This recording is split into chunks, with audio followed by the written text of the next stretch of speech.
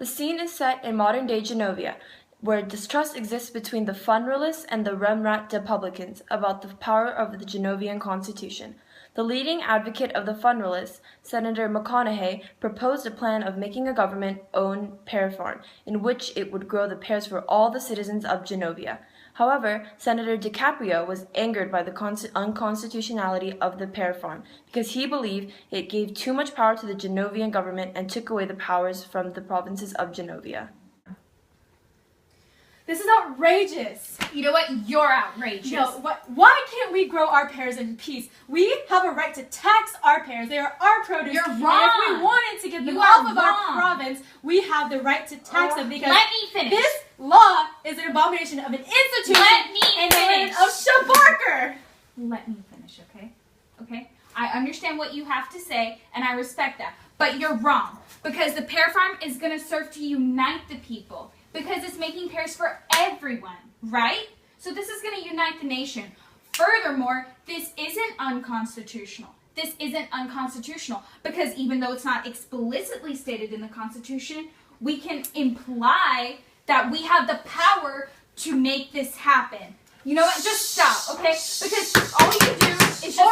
Order! Everyone quiet! Everyone get out! I need time to think. No, but she is so wrong. Like we have to free the pears, okay? Just we can't do her. this. Like, Listen no, you to her. do see What this is law she right saying? here. What is she saying? She doesn't even make any sense. Oh my. Judge Marvin is at a loss for trying to figure out a solution to this dilemma. Desperately seeking for help, he goes to the Library of Congress in an effort to use past examples of when a situation similar to this one occurred before.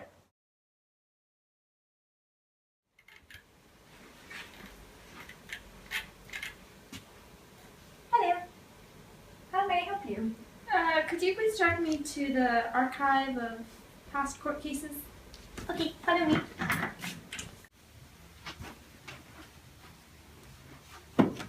You should read this book.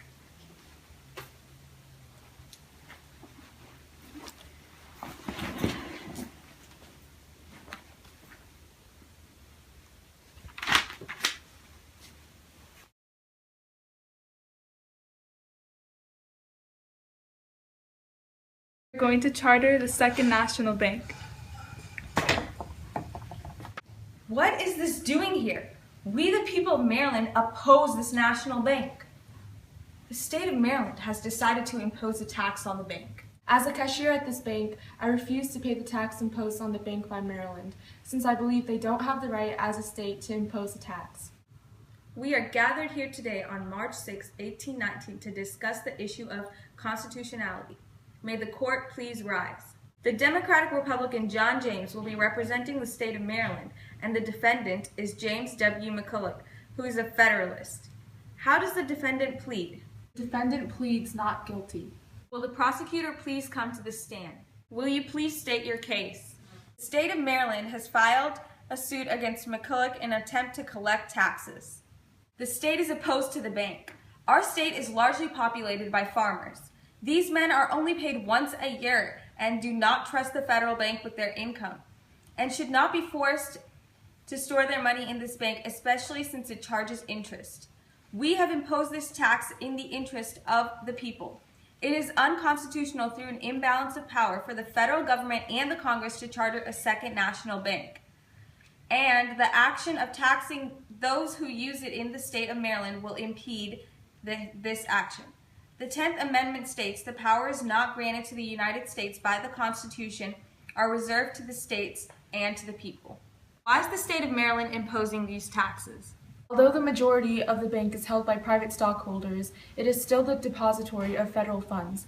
Thus, it is the responsibility of the federal government, and the state has no right to enforce its own personal intuition on an institution of the government. What is the decision of the Supreme Court? The court finds the defendant not guilty. The chartering of the national bank is an implied power of the federal government under the Constitution under the Elastic Clause.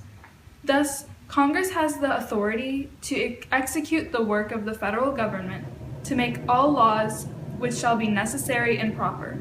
The state government does not have the authority to declare a federal act unconstitutional, unless it is explicitly stated in the Constitution itself that it is unconstitutional.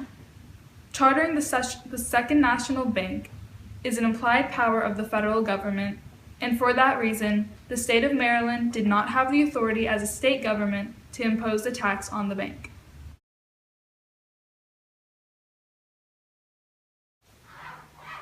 Are you done yet? No, not yet. Oh, okay. Actually, I have a question. Oh, yes. What were the impacts of the case? Well, actually, well, it provided the basis for the Constitution to be interpreted in different broader ways, rather than the word-for-word strict interpretation practiced by certain political parties, giving implied powers more significance. Furthermore, it led to loose construction and limited states' rights. It set the stage for the future in which the Constitution and federal law are above the state supremacy clause. Thanks. I know what to do now.